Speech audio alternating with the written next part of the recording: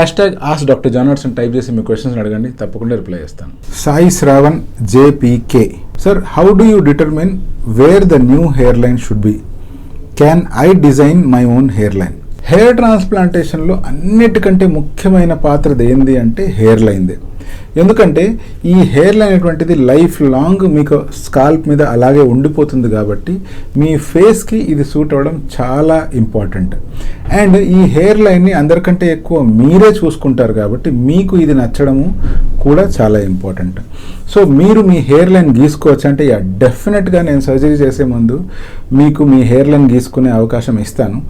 But ఆ hair line మీ ఫేస్కి యాప్ట్గా ఉందా లేదా, మీ ఫేషియల్ మెజర్మెంట్ కావచ్చు, మీ ఫేస్కి అనుగుణంగా ఆ హెయిర్ లైన్ ఉందా లేదా అనేటువంటిది ప్రాపర్గా చెక్ చేసి మళ్ళీ ఒకసారి రీచెక్ చేసి హెయిర్ లైన్ డ్రా చేస్తాను.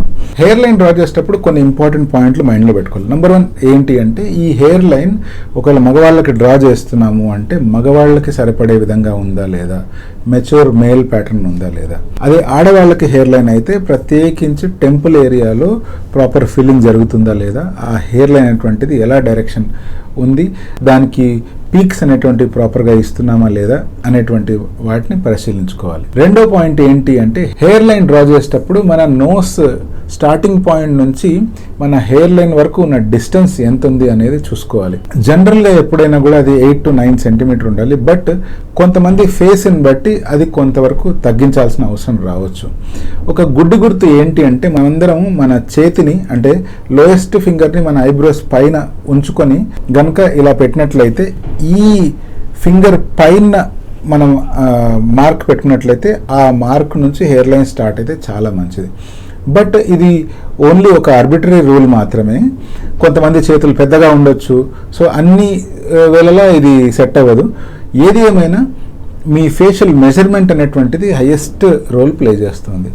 అంతేకాకుండా మనం డ్రా చేసేటప్పుడు సిమెట్రీ అండ్ ఎసిమెట్రీని ఈక్వల్గా బ్యాలెన్స్ చేయవలసి ఉంటుంది. అంటే హెయిర్ లైన్ ఎప్పుడు డ్రా చేసినా కూడా ప్రత్యేకించి ఒక గీతలాగానో విగ్ లాగానో కాకుండా ఆ హెయిర్ లైన్ కొన్ని మైక్రో ఇర్రెగ్యులారిటీస్ క్రియేట్ చేయాలి, కొన్ని మ్యాక్రో ఇర్రెగ్యులారిటీస్ కూడా క్రియేట్ చేయాలి.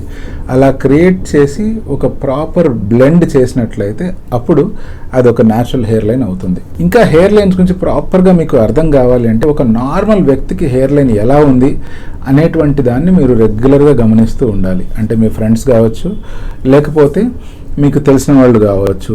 ఒకవేళ అవకాశం దొరికినప్పుడంతా వాళ్ళ హెయిర్ లైన్ని అబ్జర్వ్ చేస్తూ ఉండాలి. అంటే జుట్టు పడినప్పుడు కదా, జుట్టును కనుక ఇలా పైకంటే ఆ హెయిర్ లైన్ ఎలా ఉంది అని మీకు కూడా సర్జరీ చేసినప్పుడు అటువంటి హెయిర్ లైన్ ఇవ్వడానికి ప్రయత్నం జరుగుతుంది.